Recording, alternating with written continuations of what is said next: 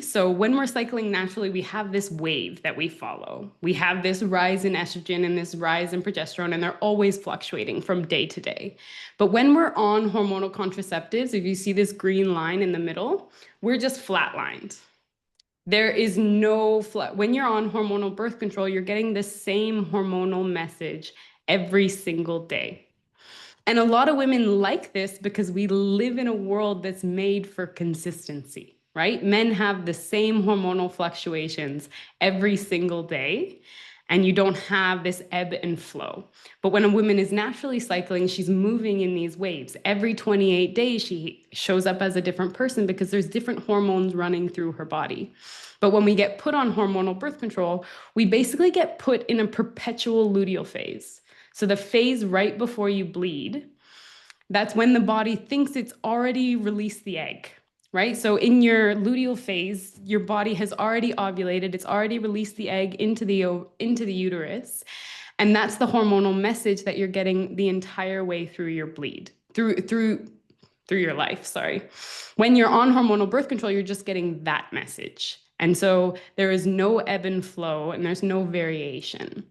And so you do feel maybe are able to show up more consistently until you take your sugar pills and then you have a drop in hormones and you bleed. But it's just a withdrawal bleed. It's not an actual bleed. I'm actually going to stop my share and share again because I want to share the audio on this video, which is a video I came across a little while ago. Share sound. It's an advertisement for a hormonal birth control company, and I shared it in the WhatsApp group. Let me know if you can hear it. It's a year on the pill. Can you hear that? Yeah. Yeah. Okay. Who says all birth control pills have to be the same? Who says? Who says you have to have 12 periods a year on the pill? Who says? Did you know? Did you know? Did you know that when you're on a birth control pill, there is no medical need to have a monthly period? Like other birth control pills, Seasonique is 99% effective, and you take it every day. But instead of getting your period every month, you get it every 3 months. That's 4 periods a year. My doctor told me I'm more likely to have bleeding or spotting between periods. This can be slight to a flow like a regular period and should decrease over time. Like other birth control pills, prescription Seasonique has serious risks, including blood clot, stroke, and heart attack. Smoking increases these risks, especially if you're over 35. If you've ever had any of these conditions, certain cancers, or if you could be pregnant, you should not take the pill. The pill does not protect against HIV or STDs. Get all the facts at Seasonique.com. Who says that time of the month has to be every month? Who says? Who? Repunctuate your life with fewer periods. Ask for Seasonique. Repunctuate your life with fewer periods. Yes. And I mean, it's a good sell. And I think for a lot of young women that really struggle with, they're bleeding every month, that would be really catchy. I don't want to have to deal with bleeding every month. If I could have 3 periods a year, maybe that would be pretty amazing. But there's a lot of push right now in the hormonal birth control space for this kind of birth control. This is like periods optional is kind of going viral right now a little bit. And I just came across it and it just shook me a little bit because it is so against my whole belief system that like the body is so much more intelligent than our mind can comprehend, right? And that if our body naturally wants to cycle every month, what are we shutting down? So there's 2 different perspectives, and the woman that's really pushing this right now, her name is Sophia Yen. And so that's a photo of her, and she has a company. She's the CEO of a company that does online prescriptions for birth control. So you can just add. A lot of women were struggling with like running out of pills. I don't know if you guys were ever on the pill, but it was like mayhem when you were on the last week of your pill and you needed to get a prescription from your doctor. And it caused a lot of drama with women because it's really important that you don't skip pills. Like when you're on the pill, You don't want to go off because then it throws off your hormonal body, just gets so confused. Anyway, so she is one of the biggest advocates right now for continuous hormonal contraceptives and has kind of coined this term periods optional. And she basically argues that periods aren't biologically necessary in the modern era unless you're trying to get pregnant. And she really emphasizes the fact that the withdrawal bleeding on the pill was mostly designed for cultural and religious acceptance, that the Pope wouldn't approve the pill unless there was an actual bleed. But she actually argues that bleeding every month is unsafe, that it's actually dangerous, and our ancestors would never bleed this often because we would be getting pregnant so often and we would be breastfeeding for so long that this having, 12 bleeds a year for 30 years is actually really rare, because ancestrally we would be having, like 5 or 6 kids and we would be breastfeeding for 3 or 4 months. We wouldn't be bleeding that often. And so she's saying that actually it's beneficial for women. Yeah, Bianchi? Do you stop bleeding when you're breastfeeding? Yeah, you basically, you stop bleeding until you're not bleeding while you're breastfeeding. And then when you stop breastfeeding, you start bleeding again. Oh, I didn't know that. Wow. So if you breastfeed for like 3 years after you have a baby, you don't bleed in that time. Yeah, exactly. Oh, wow. It's producing, because breastfeeding is all hormonal as well, right? And so while you're actively breastfeeding, it's signaling to the brain, hey, it's not time to make a baby. We're feeding another one. That's really smart. Okay, that's good to know. Yeah. The body is very intelligent. Oh my God. So much more than we can even comprehend. Like, so incredibly intelligent. But she's basically arguing that women bleeding this much is a relatively new phenomenon. And she really highlights the risks of anemia, blood loss, and all the pain and endometriosis and migraines. She also has had really, really hard bleeds all her life. So I'm coming from a perspective of my bleed has been generally pretty pain-free for my entire life. So I feel like my perspective would be very different. And I don't think any of you guys have very intense bleeds, but I would want to hear from women that have had really extremely painful bleeds. But also our bleed is our 5th vital sign, right? If we're having really painful bleeds, it's often a sign that something's out of alignment. But Sophia Yen argues also that shedding our uterine lining every month is really energetically demanding, which it is. We're actually, not all mammals shed their uterine lining every month. A lot of mammals actually reabsorb it into the body because it's full of nutrition. It's actually really, really valuable. And science is starting to catch on to this, where they're actually using period blood for stem cell research. So there's actually certain laboratories where you can donate your period blood for cancer research, which is mind-blowing.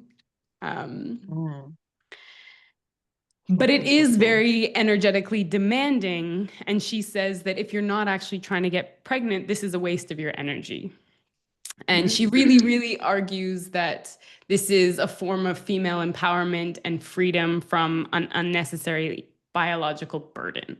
But she's also a doctor and a CEO, and her beliefs really come from the fact of like, my period is a burden every month, right? Like, I can't show up in the workplace because I have really heavy bleeds. And so she's advocating for that side. On the other hand, there's Sarah E. Hill, who wrote a book, This Is Your Brain on Birth Control, which I really, really highly recommend reading. It was a fantastic read. If you're interested in the way that you change behaviorally based on birth control, she lays out some really amazing scientific information, especially around the way that our attraction changes, which is super interesting. So when we're on hormonal birth control, we're attracted to different markers than when we're cycling naturally. And she looks at tons of research on how divorce rates go up when women go off birth control. because women realize, oh shit, I'm actually not attracted to this man that I married. That is so interesting. Like, one of my good girlfriends literally lived this exact experience. Like, I would say she's like very like feminine. Her husband's like very masculine. And when they got married, she went on birth control for the first little bit. And she was like, I was repulsed by him. Like, I couldn't have sex with him. It was just disgusting to me. Like, I was so unattracted. And when she figured it out, she went off immediately. But yeah, so wild. Yeah, I mean, at least she did it that way where she was really attracted to him. Because most couples actually, like, if you go on birth control as a teenager and then you meet a partner and then you guys start dating for a little while and then you get married and then you want to have kids and then you go off birth control and then while you're cycling naturally, you realize, holy shit, I'm not attracted to this guy. Yeah, no, she's so lucky she wasn't on it when she met him. At least it was the other way and she could just go off the pill and then be into him again. Yeah, exactly. Yeah. Anyway, sorry. Yeah, no, thank you for sharing that. I've never actually heard anecdotal evidence. Like, I know how much my attraction changed towards men, but I've never actually heard like that reverse experience. But anyways, this book has tons and tons of research, and she's an evolutionary biologist and basically just talks about the broader implications of biological and psychological impacts of hormones. And she really focuses on as well how there's an increase in anxiety and depression for young women that go on the pill. Super, super just scary, terrifying data coming out around the rise of anxiety and depression and how actually hormonal birth control like down regulates your HPA axis and your ability to like feel stress and feel stimulated. And so everything kind of just flatlines. And like I showed you in that first page, the graph that goes up and down, you know, it's also when we have a lot of estrogen running through our body, we're really stimulated. You know, like life feels really exciting, sex feels really good, food tastes really yummy. When we're on hormonal birth control, everything kind of just flatlines, right? There's not these peaks and valleys. And so life starts to feel a little bit more dull. So a lot of women think that because their hormones aren't fluctuating, that they're depressed or they're really anxious. These are kind of the two different perspectives. Sarah E. Hill talks about just how important it is that when we're cycling naturally, we get clues from our body, right? Our body's telling us what we're attracted to. It's telling us what foods we need. It's telling us, you know, what our needs are and how they shift from one week to the next. And it's not an inconvenience, but it's a superpower when we can attune to it, right? It's something that we can actually harness and use. And it's also what makes us so feminine and varied and fluctuating. And I think a really big piece that I think differs with Sophia Yen is that she's from a very feminist kind of perspective of we need to be like the men. We need to, you know, she went to medical school. She works as a doctor. She's a CEO. She's like, I can't have this bleed every month because it really hinders me in the workplace. It really hinders my ability to show up the same every day. And it's this very kind of feminist perspective. But in that, I think that as we become more feminist, we lose our femininity. Like, I think that those are opposing forces, you know, and like, part of being cycling women is that we are feminine and that we're ranging. We have this varied experience. And so I'm curious for you guys, does calling periods optional feel empowering for you, or does it feel dismissive of your body's wisdom? Like, I actually thought it was so interesting when you picked this topic because that is 1,000% the reason why I got an IUD when I got an IUD back in the days, because I didn't want to have my period. I was like, it's annoying. I don't want to have it. Nobody had taught me about about it, and I was like, I am not having an accidental pregnancy, and I would rather not have my period. So that is why I went on it, and I was on it for so long, and it wasn't until like I started to, you know, get into more like the natural side of things where it's like, I maybe shouldn't have this. Like, so it's, yeah, I think it's hilarious because I would now say that I align with your perspective on it, but for the past 10 years before last year of my life was absolutely the other way. Because, yes, it was like very in my masculine energy, hustle, like feminist energy, where you're like, I'm better than all the men, I can make money, like all these other things, where you're like in that masculine feminist state for sure. And to me, it was empowering then because I was like, yeah, I don't have to have that. Like, I can have my cake and eat it too. yeah, 1,000%. Yeah. Yeah, you've come full circle, so you've done that journey. Yes. No, I like can't imagine going back on it now, and I'm so grateful to like kind of actually get in touch with my period and to revere my bleed and everything that goes with it. But yeah, that was not the narrative for me for a very long time. Yeah. And I think we get caught up in this, like birth control is our ticket to female freedom, right? Like we can show up the same every day. We can sleep with whoever we want. We can be just like a man, you know, and like we can have all the benefits that men have, but still be a woman, you know? And it's like, but we lose our womanhood in the process, right? We lose that aspect of ourselves. But thank you for sharing that, because I never had that experience of like I wanted to lose my cycle. I always found it a little bit weird not bleeding.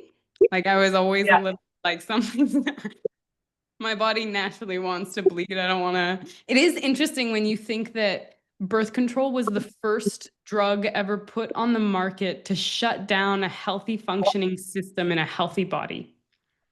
Right? Like everything is functioning exactly how it's meant to be functioning, and we're just cutting it off. Yeah. Like, Emily, can I ask a question? When you said you stopped bleeding for those like 8 months, what was it you think that caused you to stop bleeding? Huge stress. I almost died of a viral brain infection, and I was in the hospital for 21 days, pumped full of medication. And I think that my body was just in such a hyper state of stress. It was just literally in survival mode. And whenever we're in survival mode, it's like, okay, reproduction isn't necessary for survival, right? You just like put all of your energy into staying alive. And so I think, I mean, I think it's just stress-based. And then it was actually really interesting. So I got out of the hospital and I was healing and I was feeling better and I got off all the medication and I was going the natural route. And the first time that I came to visit Matt, my partner, down in Costa Rica, it was 9 months later. When I saw him, within a week, I started bleeding again. My body was just like, oh, we know how to do this. It was almost like I needed that pull to like, or that, you know, sense of safety and ease within my relationship for it to come back online. Wow. Yeah. But really, stress really, really, really affects our hormones. And I mean, there's so many things. Our hormones are constantly responding. I mean, you even said, like, I notice if I have a really stressful month or something really traumatic happens in my life, my bleed shows up differently. My cycle happens differently because it's the thing that's responding first. It's our first responder in our body. It's always giving us feedback. And the thing that's really scary about this continuous hormonal birth control where we don't bleed is that we never get that feedback. Right? We're never getting that feedback from our body of how we're doing. I call my bleed my monthly report card. How did we do this month? And to be honest, the month that I've had, September, has been such a beautiful month, shared with amazing women in beautiful places, eating delicious food. And I had such a good bleed. And so it's just like it always feels really good when my bleed, my bleed's always giving me a feedback of like the joy that I'm experiencing, the food that I'm having, it's always telling me how things are going. Mm. It's, You're right. It is a monthly report. It is a monthly report, and that's how we can use our bodies, tune in more to our bodies and listen more to our bodies. yeah. Um, for me, I totally disagree. The first thing I heard was these are the um these are the side effects. And then she listed out like a whole bunch of stuff that can happen to you Mhm. from taking a pill that, is essentially gonna basically shut down a natural function in your body. Mhm. So it's gonna be side effects and it's gonna be Yeah. consequences. And then it made me think about are there natural ways? Are there like natural herbs and natural medicines that we could take to like for example, I would never want to like completely shut down my period, but maybe if I was going on a trip and Mhm. and I knew that okay, this is going to be like a time where my period is going to be coming. Mhm. Are there natural herbs that we can take to maybe delay it?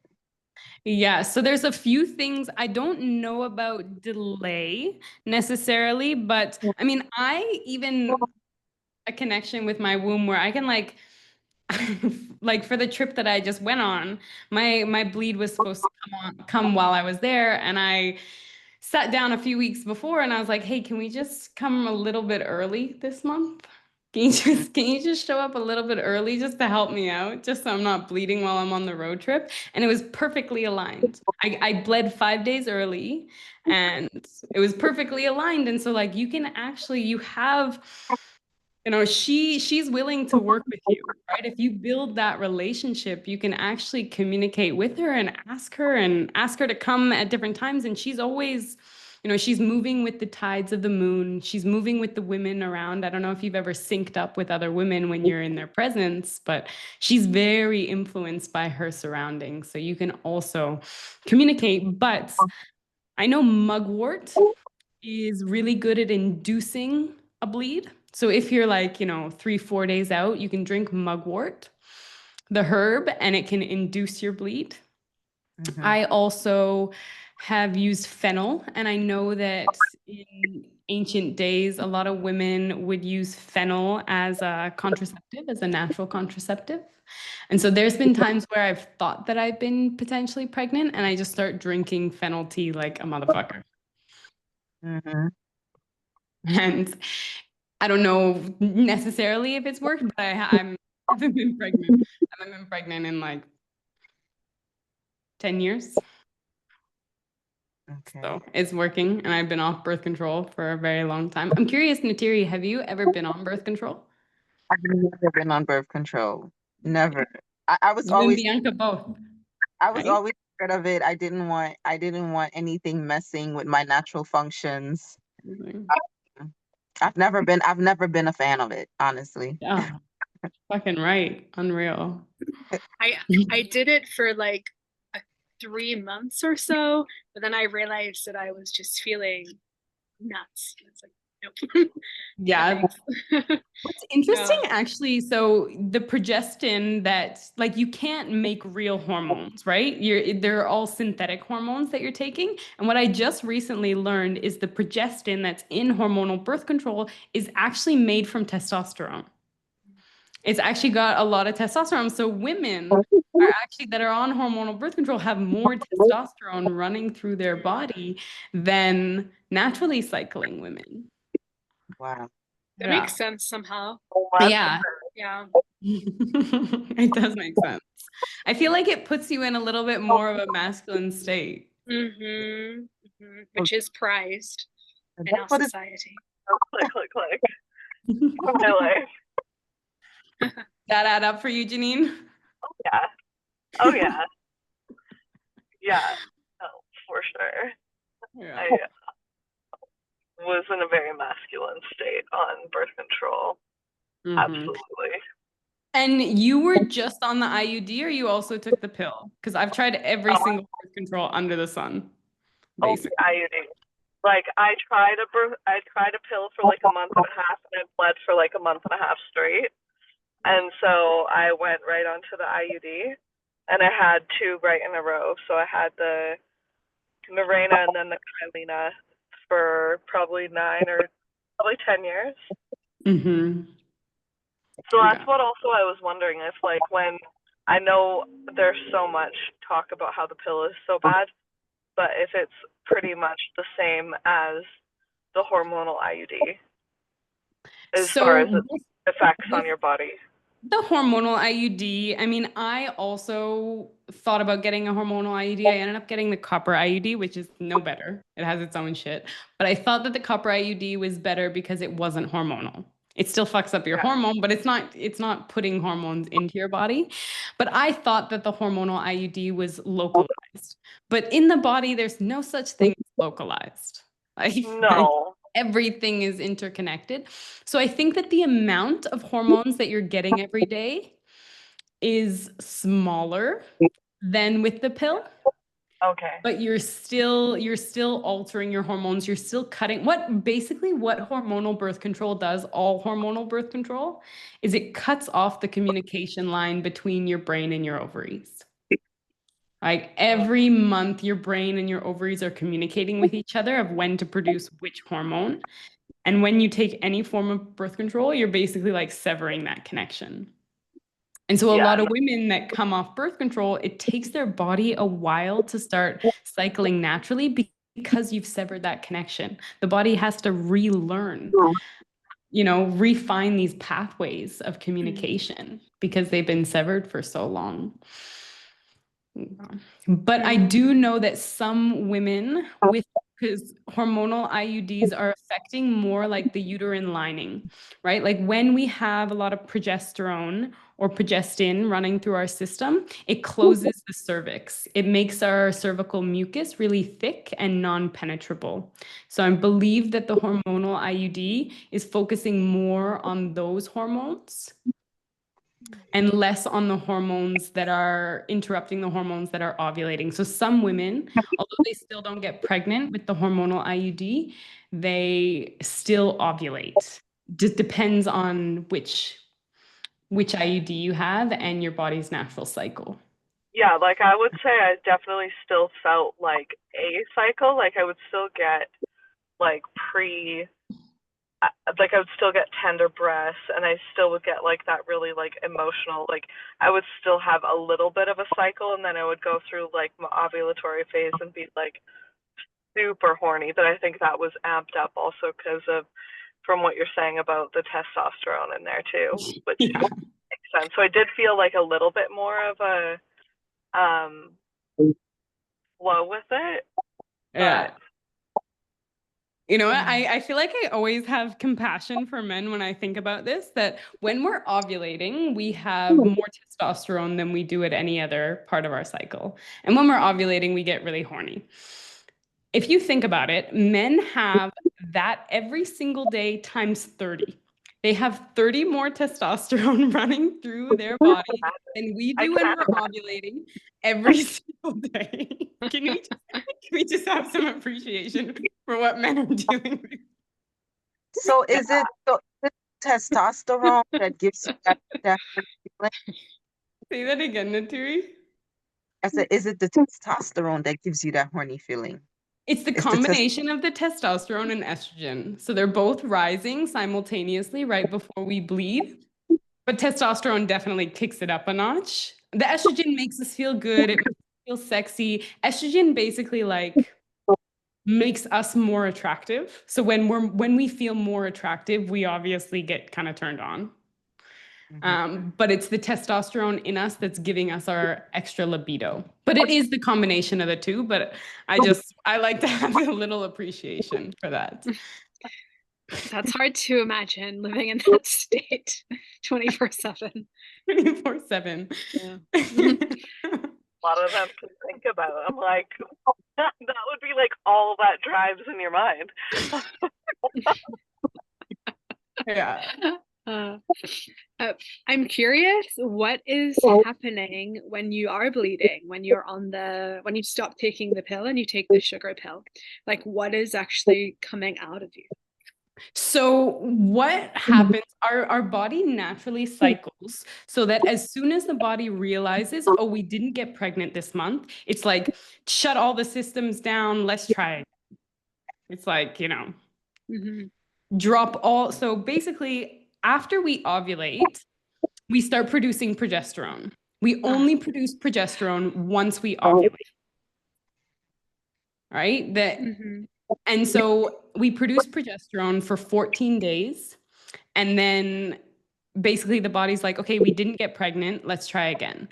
What happens when you're taking hormonal birth control, you're taking the same amount of progestin, it's not actually real progesterone, it's progestin.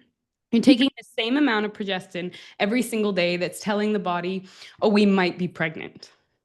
And then as soon as you stop taking it, the body's like, oh shit, we didn't get pregnant. And so you bleed. So it's still the uterine lining. It's still the uterine lining shedding, but it's not because you ovulated, right? There's no egg waiting there. Yeah, so I'm curious, like with Dr. Yen, is that her name? Yeah, Sophia Yen. Sophia Yen. Yeah, like she says it's not natural, but that cycle is in this new pill. Is that cycle still happening? Like you're still building a uterine lining, and then like what the hell is happening to it? Basically, is it just building up inside you? That's an issue. It's really common for women when they do take this continuous birth control to have like spotting every once in a while for the first few months. So that's quite normal, where the body will be like, hey, we got to let a little bit of this go. We can't just like keep building up the uterine lining forever. But apparently, if you do it for long enough, then the body will kind of just adjust to it and stop building it up to such an intensity, and we'll just keep it even keel.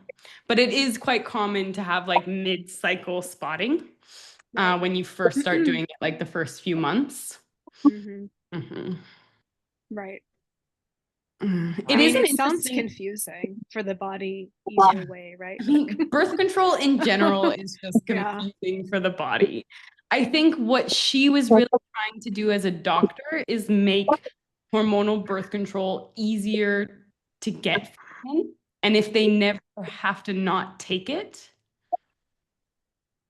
right? Like she can give a prescription for like 6 months of birth control, and she has a company that delivers it right to your door.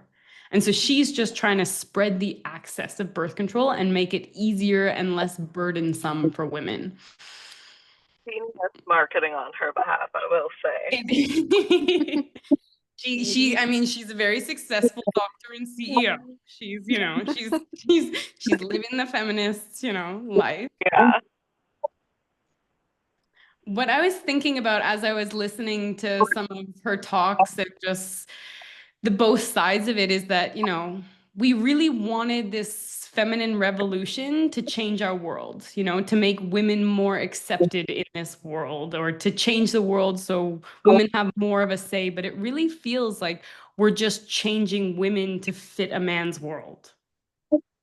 Absolutely. Right? It's like the actual bodies of women are altering themselves to be able to fit in this patriarchal world instead of making the world more accepting to women's bodies. Right, exactly.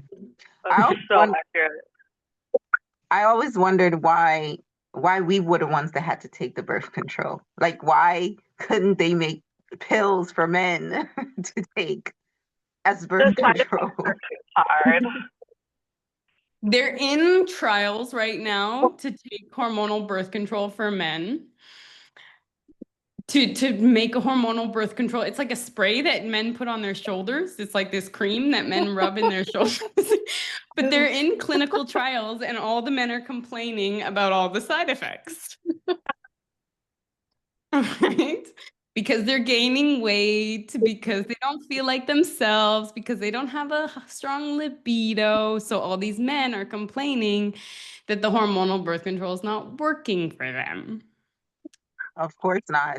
Of course, it's not worth it for them. But yeah, that was a big part of what spurred my kind of awakening to all of this world was I had got a copper IUD put in, and it was one of the most excruciating experiences of my life. And I remember I was long distance with my partner now, and he had no idea what an IUD was. He was like, "Oh, that thing on your arm?" And I just fucking lost my shit because I was like, I'm sitting here, like, going through all of this pain, going to all of these doctor's appointments, trying to figure this out for our relationship, and you have no idea what the fuck I'm talking about. And I was just like, I'm not taking on this burden. And it was almost like he didn't expect it of me, but I expected it of me because that's what society told me. This is just what I just take care of this. As a woman, you take care. You take care of your fertility, right? And it wasn't even like he was pressuring me to do it by any means. It was like, oh, this is obviously just what I have to do because I have to take care of it. Yeah. Another thing that's interesting about hormonal birth control, so there's 17 different kinds of hormonal birth control for women, and there's 3 for men. And the 3 for men is pulling out, condoms, and a hysterectomy. Right? Those are the 3. Vasectomy. Yeah, vasectomy. Thank you. Vasectomy. Thank you. There's 3 different kinds of birth control for men, and there's 17 different kinds for women. And, you know, the only one that actually affects a male physiology is the vasectomy, right? The other 2 are just less sensation for the man.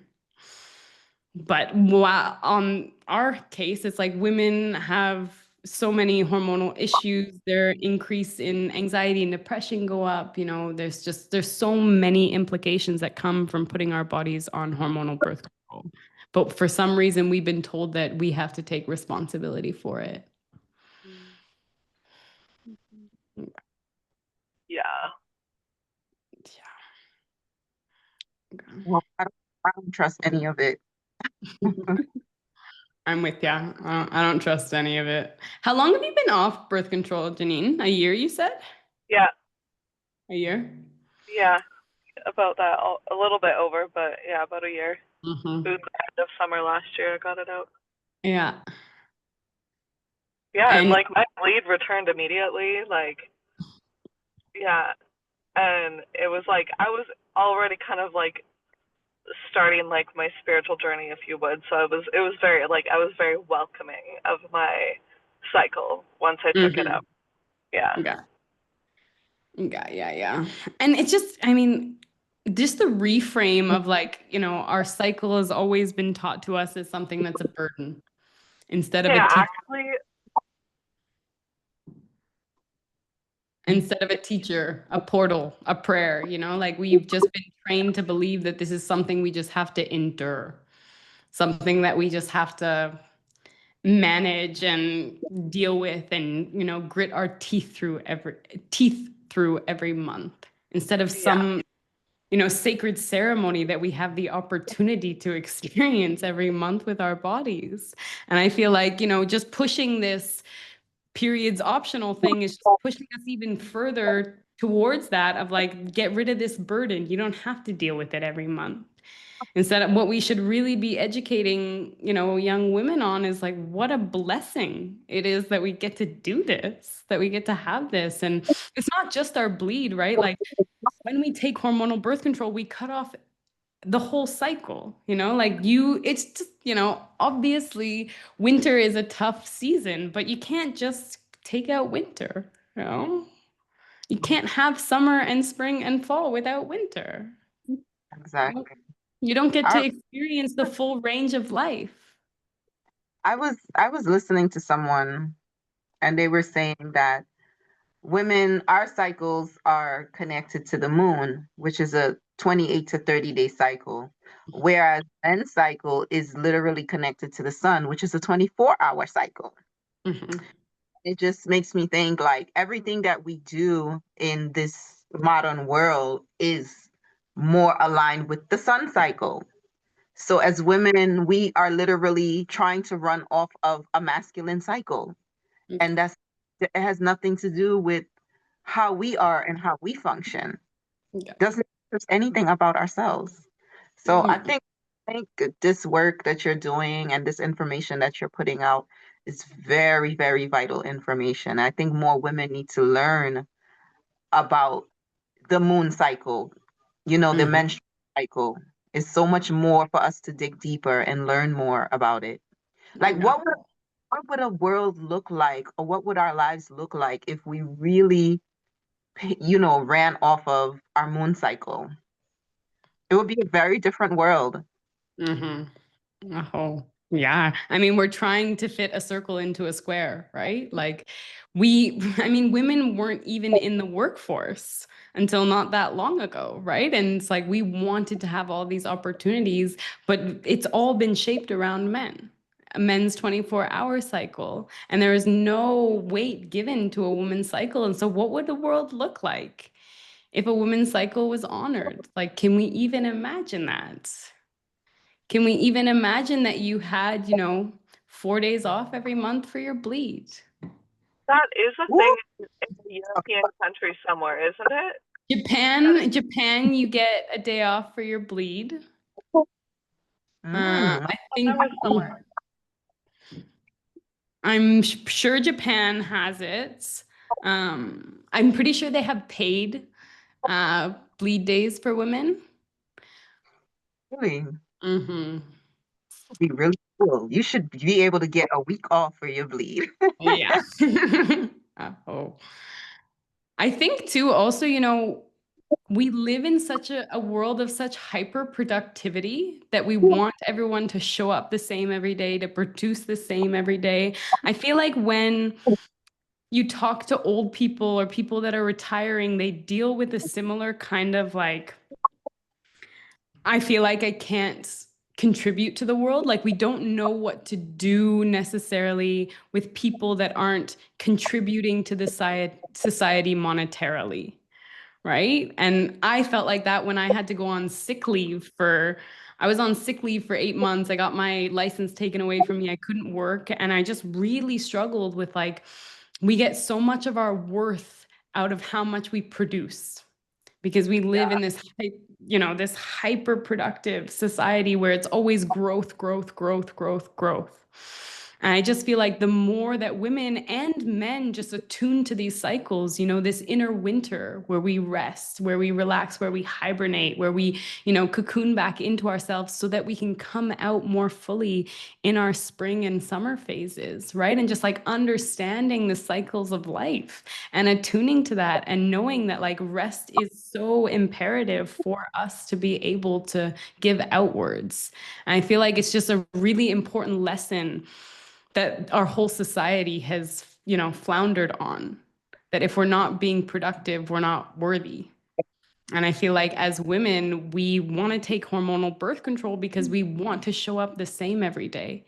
And we don't want to admit to ourselves that, like, when we're bleeding, we have to rest.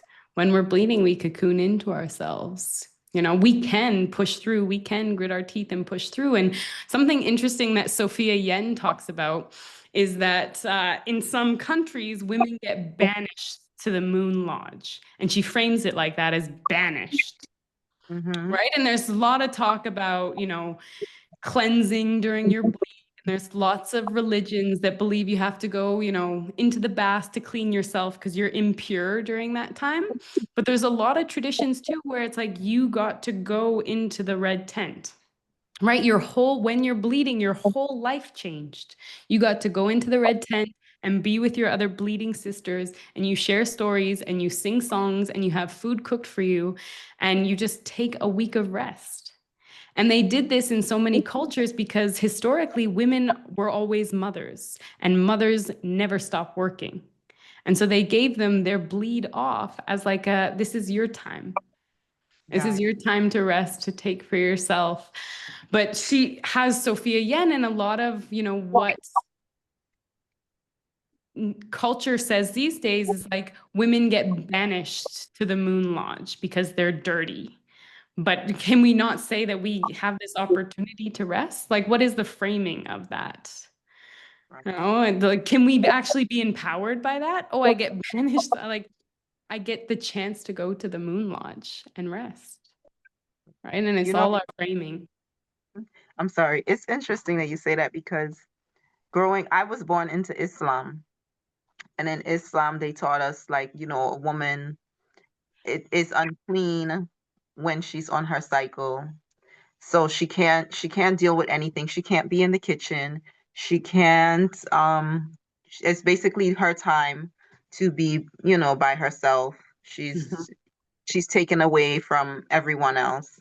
And I think that that's what you're talking about, where that culture comes from. It might have been even more ancient than Islam because Islam is a very new religion. But I think in the early days or in the later days, it was something more sacred. But I think our modern society dubs it as something negative. Like you said, we are banished. You're not banished. They just honored that time a lot more than we did. Mhm. Yeah. And one of my greatest teachings on this was when I was drinking ayahuasca. And in the indigenous lineage that I sit with, you can't sit, at least with the shaman that I was working with, you couldn't sit while you were bleeding. And so everyone was in ceremony and I was banished to the cabin by myself. And that's how I felt. Initially, I felt like I had been banished. And it brought up so much shame and anger and insecurity from my childhood of growing up with three brothers, of being left out because I'm a girl. My brothers would always play this game where they like picked on me and would throw things at me and leave me out. And so it brought up all of this insecurity when I got, banished to the Moon Lodge. But looking back on it now, that those weeks that I spent in the Moon Lodge were some of the most precious time that I've ever had, because I was in isolation, because I didn't have any distractions, because I just learned how to be with my body and be with my bleed. And it was some of the most creative time that I've ever had. Like, I still have pieces of art that I made during that time that I cherish so deeply. And so it's all about our framing too. And I remember when I told my mom about this, that I couldn't sit while I was bleeding, she got so angry. Like, that feminist in her was just like, they can't leave you out just because you're bleeding. And it was just so interesting to see her react so strongly to that, that there's this like seething feminist in her that's like, we're all the same. They can't leave you out because you're a woman. But it's like, we'll never be the same. We bleed every month and they don't. And we're just inherently fucking different. Different. Different. I think we have to get back to understanding that. I think the whole this whole movement and era of women, this freedom era of what that women want to get into, it's fine, and I think it's necessary because it helps us to learn more about ourselves, and there's so many things that was suppressed, right? But I think we do need to reframe it as something more empowering. um Honoring your cycles is something more empowering, and change the narrative. I think the feminist view or the feminist narrative, I think it's up to us to really change that. I think it was necessary for a certain time period, but I think we're moving away from that now, where we have to reframe that narrative of Yeah. what feminism, what it really is. Like, we're not trying to compete with men. We are trying to empower ourselves as women, you know? Mhm. Yeah. Mhm. The pendulum swung, but it swung a little too far.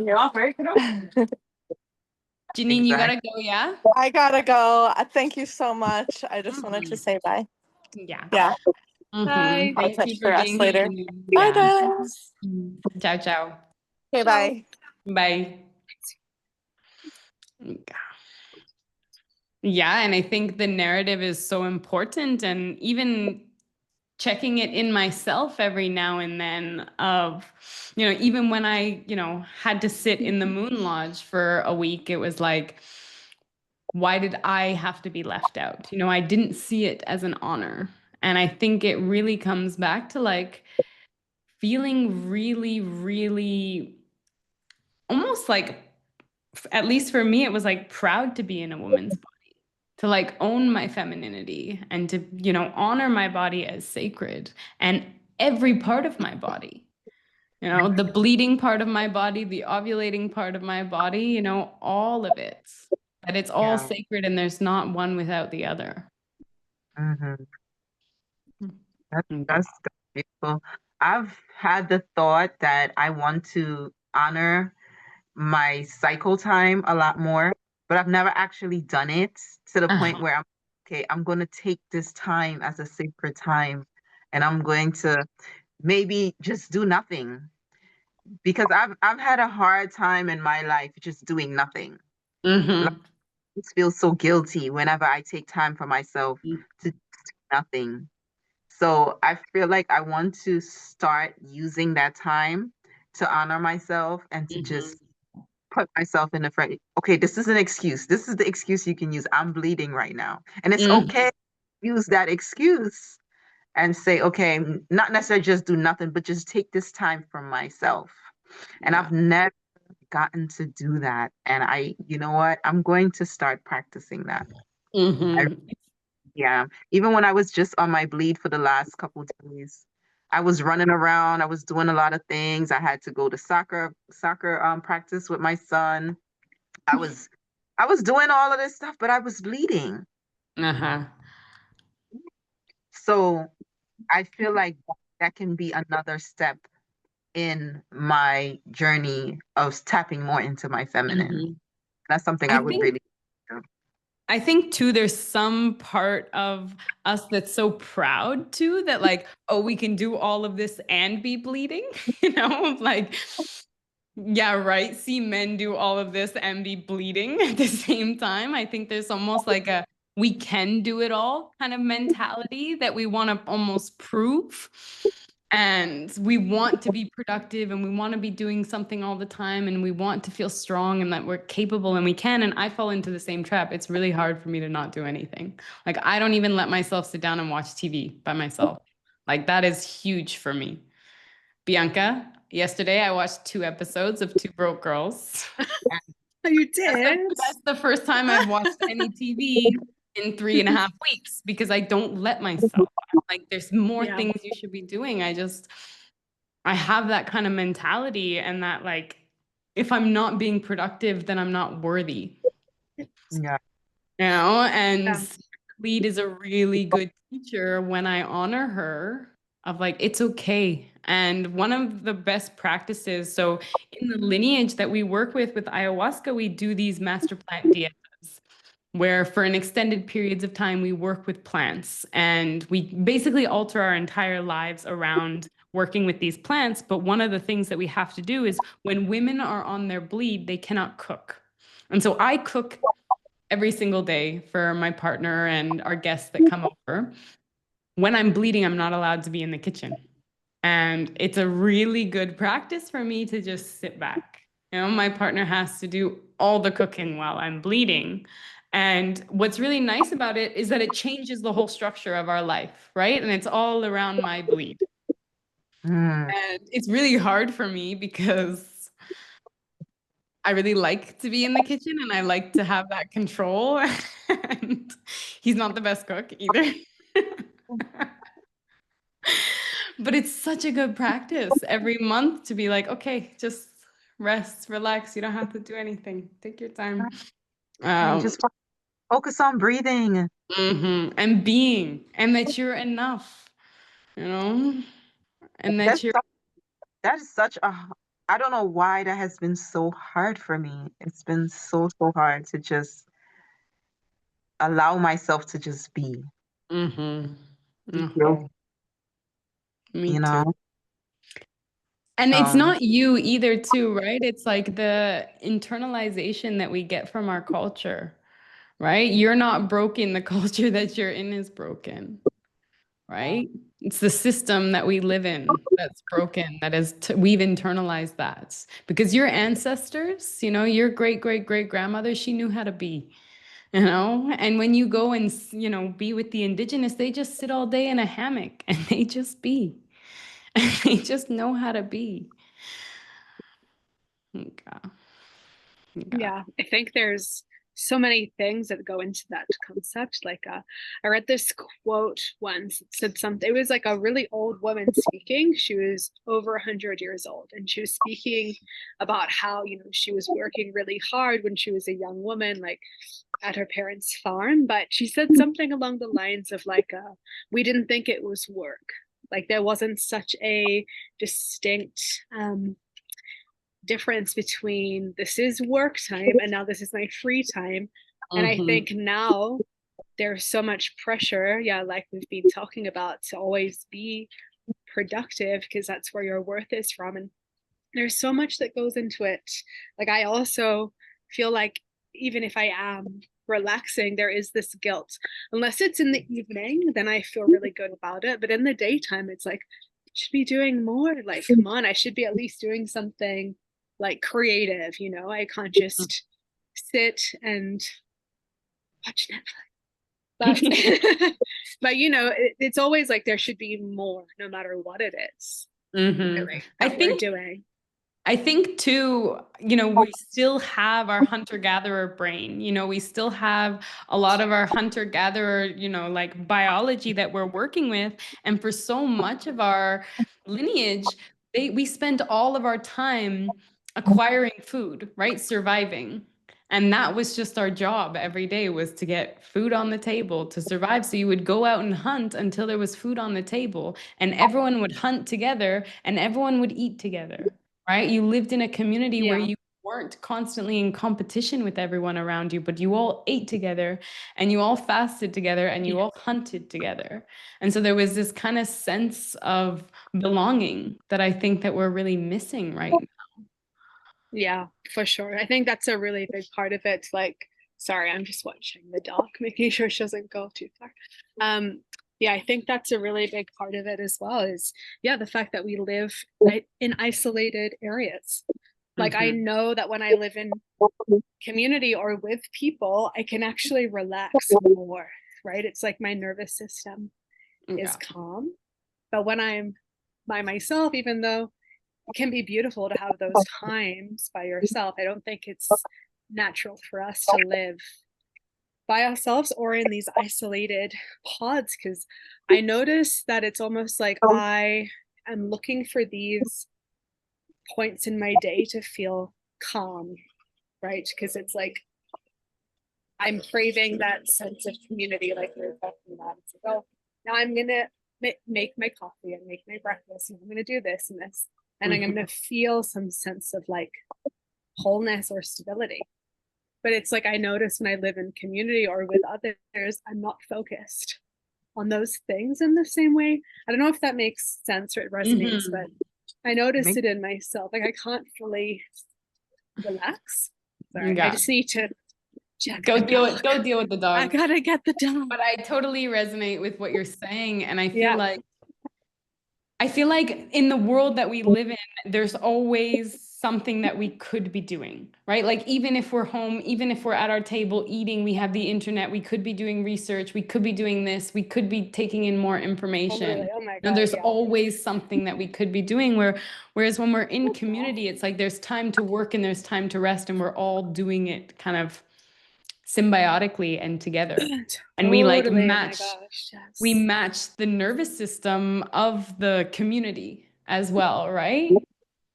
100%. Yeah, I've really been thinking about that a lot. It's like in my mind, oh, I have all this free time and my whole day, and it's gonna be great, I'm by myself. But in reality, I actually feel stress, like in my body. It's like what's going on? Like, where are the people? Like, where's the community flow?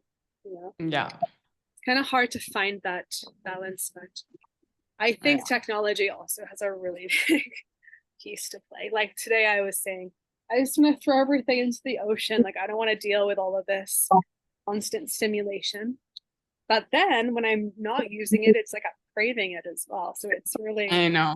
You can't live with it and you can't live without it almost. Yeah, it's like just reading a book now. It's like I could just read a book.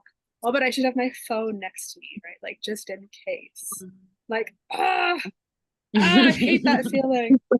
But it's like almost so in our bodies now, like we're evolving that way, you know? Yeah, I mean, so many people are walking around with it on their wrists too, right? Like the Apple Watches. That's something that really freaks me out. You know, it's like one more step and it's inside of us. Yeah. You That's know? Yeah. Totally. You know, you have this Apple Watch that's on you all the time, you know, checking your heart rate, checking your breathing, checking your sleep, telling you who's trying to communicate with you. It's just like so much information overload, right? I think it's such a blessing that we have access to so much information, but it's such a burden at the same time. Oh my God. You So know, much. it's like, So much. Yeah, it's an amazing tool. Like, I'm so glad we can do this, right? But it's like, I know how much I longed for the 1990s, where it's like, I have my computer, but it's there and it's a tool and I'm going to go to it and really enjoy it when I'm using it. But now I can't even make a freaking coffee without, I should reply to this email now. What is that, you know? yeah. Oh, yeah. Yeah. But go ahead, Natiri. To me, we live in this modern world. I think we really have to find that balance of balancing with technology, but also like knowing that you are the technology, right? Not letting the technology take you over. Mm-hmm. And it's really hard. It's really hard.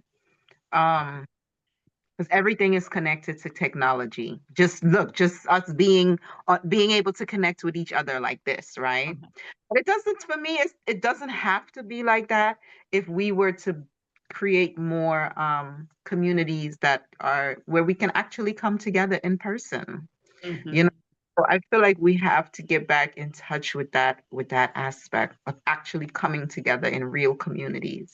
Don't know how we will do it, but it's necessary. I feel like we should have retreats where it's no technology allowed. You know, that would really be cool. But I know that would be hard for a lot of people.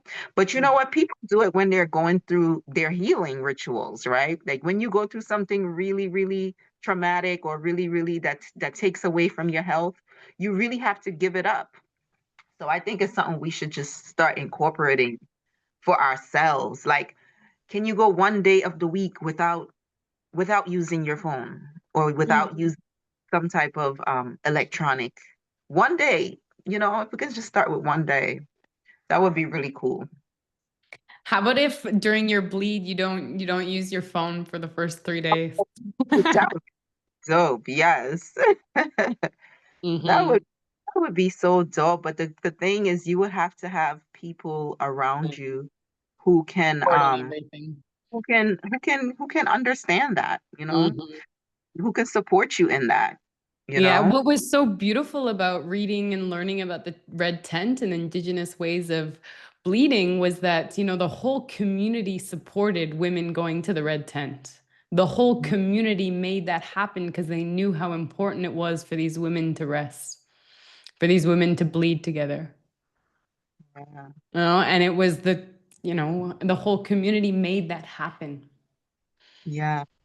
Because it's also during your bleed is when women are closer to God, right? You know, when the veils are thinner and the lines of communication are open. So a lot of men would actually use women as a portal, right? Yeah.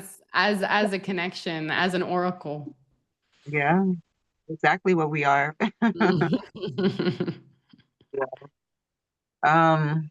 I would love to be able to take on more of these practices. I really would. Something that I do when I'm bleeding is we have 2 bedrooms in our house, and so we normally sleep together, but when I'm bleeding, our bedroom becomes my moon room. So he doesn't come in, and it's like my space.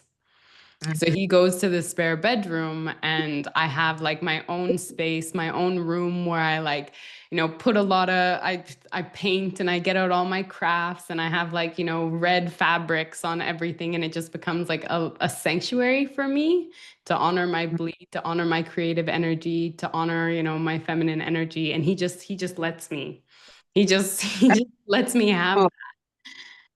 So beautiful to have a partner that supports that. That is amazing. Truly, truly, truly, truly. I am so blessed. And like, this didn't happen overnight, but slowly but surely, I made it so important for me, right? It was like, this is really, if you have a partner that really loves you, something that's really important to you will become important to them. And he sees the way that, I honor my bleed and I devote myself to my bleed and my cycle and all of these things. And he's like, okay. I respect it and I encourage it and I support it.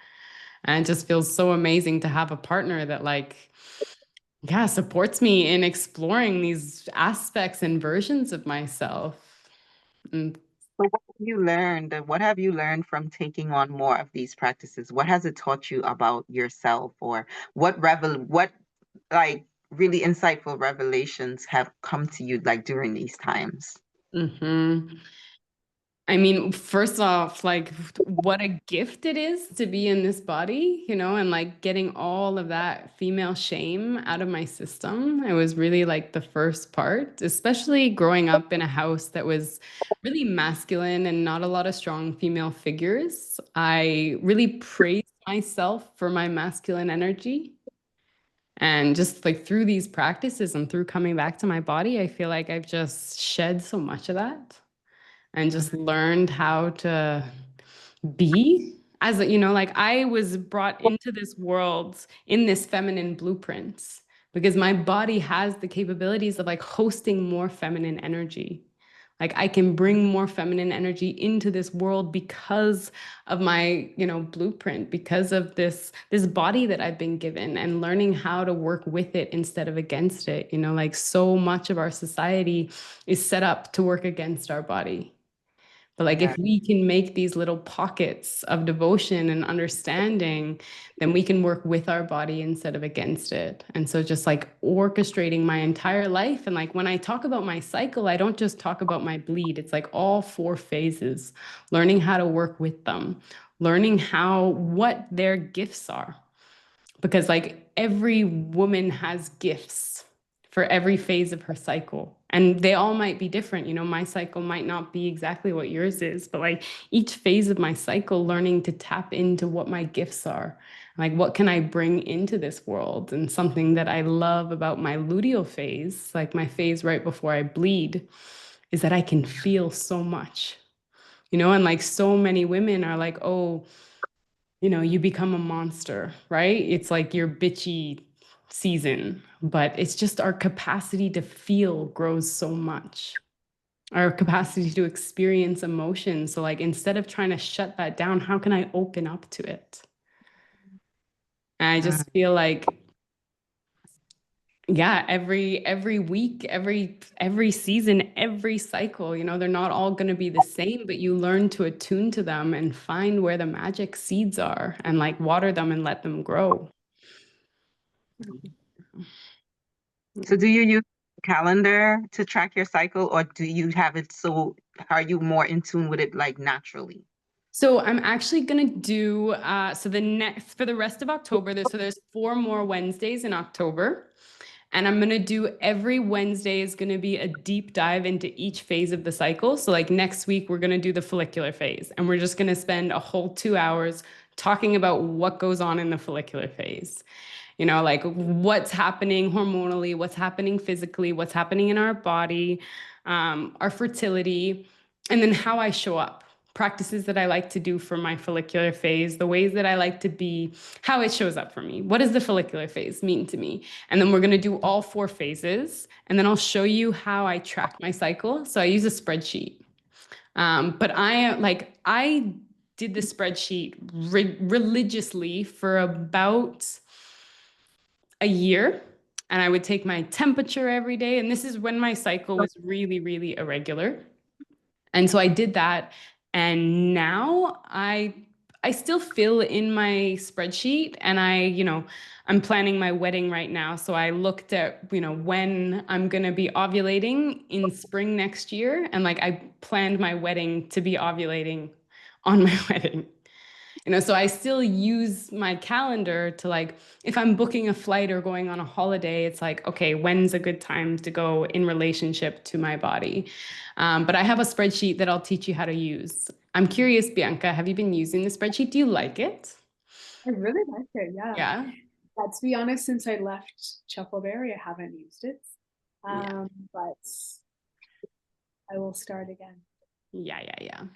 But Because I used apps on my phone, but I didn't really like giving away my data, and just like, I didn't like an app telling me where I was and what I should do and how I should be. I really love pattern recognition.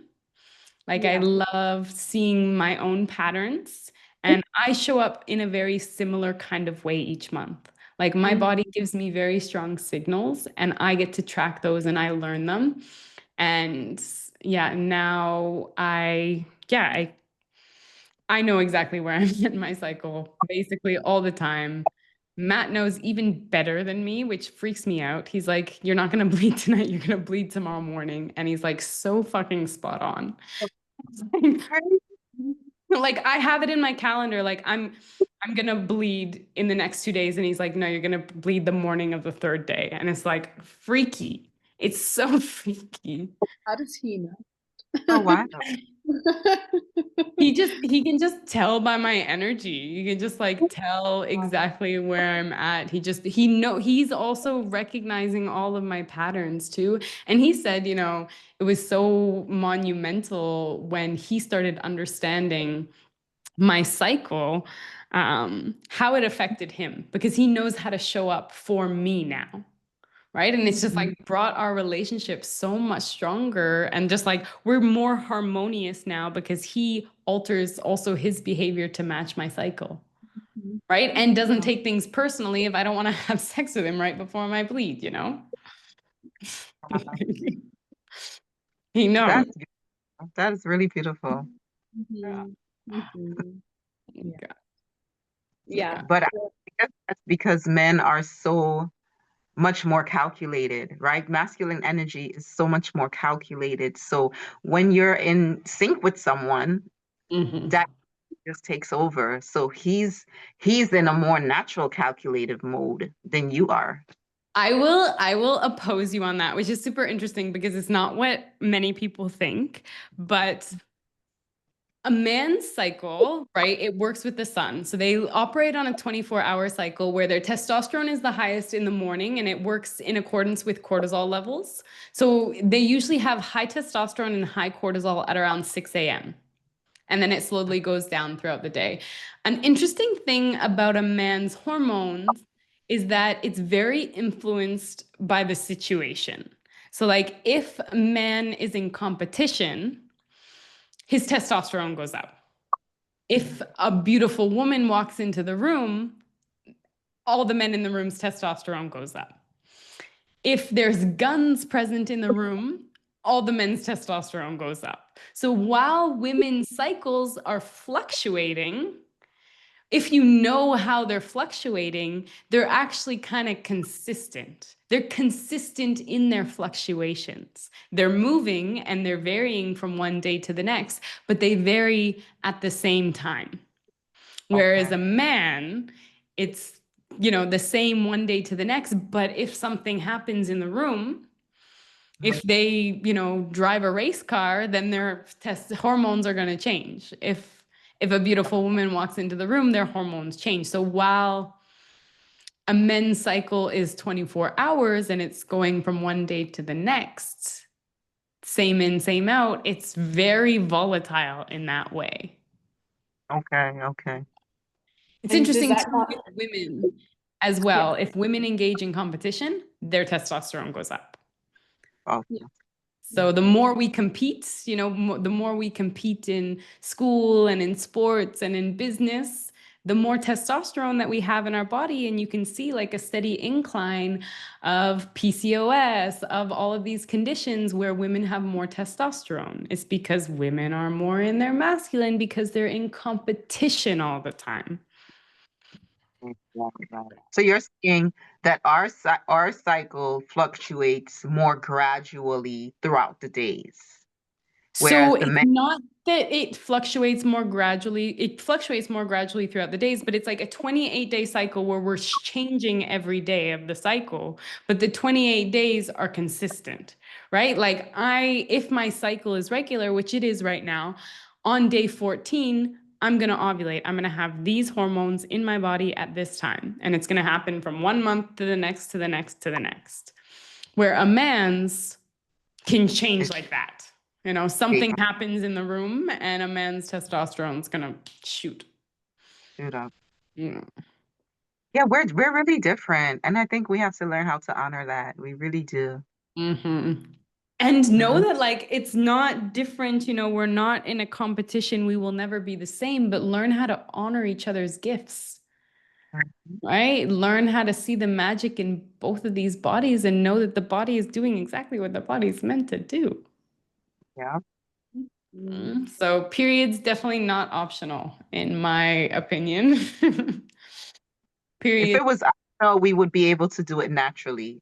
We'd be able to show off naturally if we could, you know? So it's definitely not natural. Yeah. Yeah. And just using your cycle as a guide too, right? Letting your cycle be, letting your womb be your compass, you know, letting your womb tell you, you know, when we're on hormonal birth control, we're so confused about what we're attracted to and what we want, you know, and because it's literally altering our brain chemistry. And it's like your body, when you have a lot of estrogen running through your body, you tend to be more attracted to testosterone. They love each other. They're very attracted to each other. So what happens is that women, when they're on hormonal birth control, are not attracted to testosterone at all because there's no estrogen running through their body. And then they go off birth control and they all of a sudden have these spikes in estrogen. And they're like, wait, I don't like my partner because she doesn't have any testosterone. I feel like there's so much just entwined in that society of the last 30 years. I could see all of that intertwining, you know. That's really Yeah.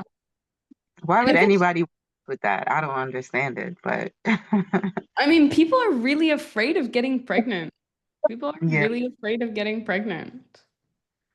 Women want to postpone and avoid pregnancies and want to choose. I think that was the big thing with like the push to birth control. It was like, you get to choose if you want to have a baby or not. But like, what are you sacrificing in the process? Exactly. What are you sacrificing in the process? And is it worth it? Yeah. Okay. So when I'm sexually active, so I believe in abstinence if you're not trying to have a baby.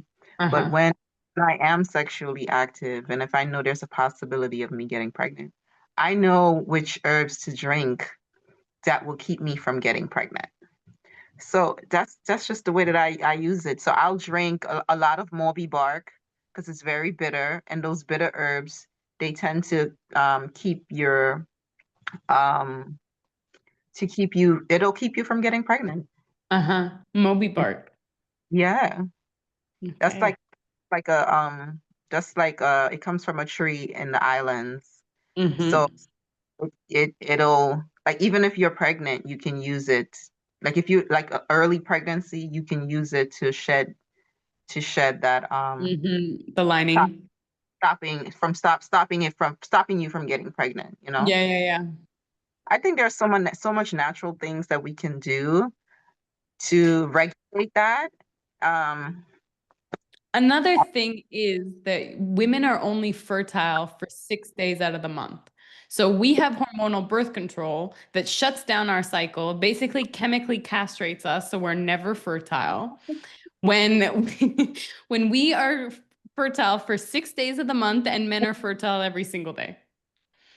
And so if you just don't have, if you don't haven't, like, if he doesn't ejaculate inside of you for 5 days, then you won't get pregnant. You know, if you Right. just understand where you're at in your cycle and men learn how to keep it in their pants a little bit more, you can avoid pregnancy, right? But it's just like no one educates us on this. It's always just take the pill, use a condom, don't have sex. Mm-hmm. Those are our only options. That's true. And there are other ways to be intimate just besides having sex. This is You also, during those 5 days, you know? I know. I know. So Yeah. Yeah. it's a very interesting topic and so much to learn. So I am very happy to be here to learn from you. Thank you for sharing this information. And it's gonna make me to be more conscious during that time. So Mhm. I'm gonna try to put more effort into tracking my cycle. Yeah, let's track your cycle. And let's also, I would like to, I've gone through phases where I've really turned my bleed into a ceremony and like altered my whole life to make sure that I'm just cocooning during my bleed. And I haven't been doing that recently. And I really want to get back into it.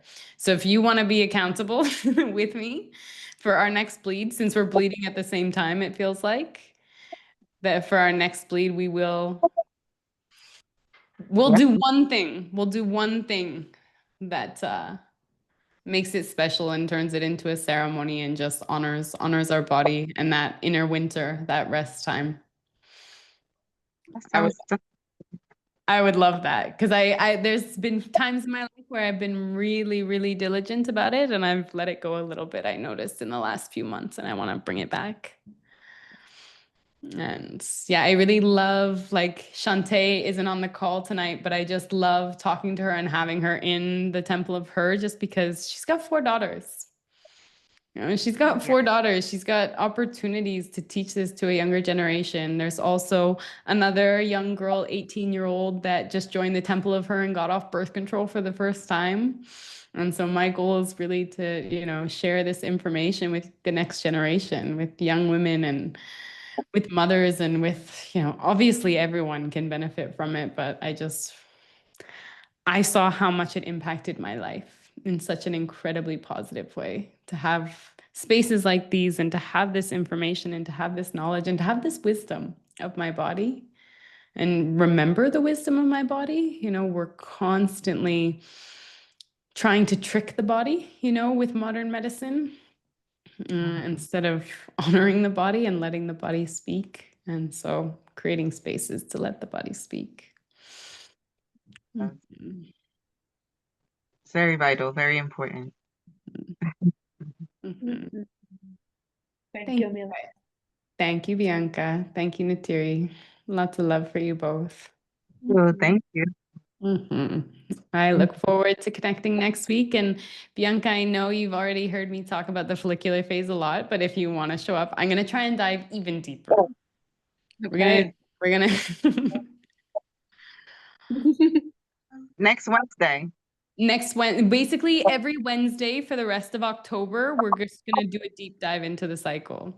If there's anything guys want to talk about, if there's any topics that come alive in you or you hear about anything and you'd like to bring it to the table, I'm always taking recommendations. Like if there's anything that you want to explore in this space, I'm super happy. But I do want to have, for women that can't come necessarily to the live calls, and they're just learning about their cycle, like say, hey, watch these 4 hours and you'll learn everything you need to know about the basics of your cycle. I would like to have that in the community space just so it's there because I know not everyone will be able to come. Yeah. So next Wednesday. Hey, All right. thank you so much. Lots of love. Yeah. Bye. Ciao. Mhm.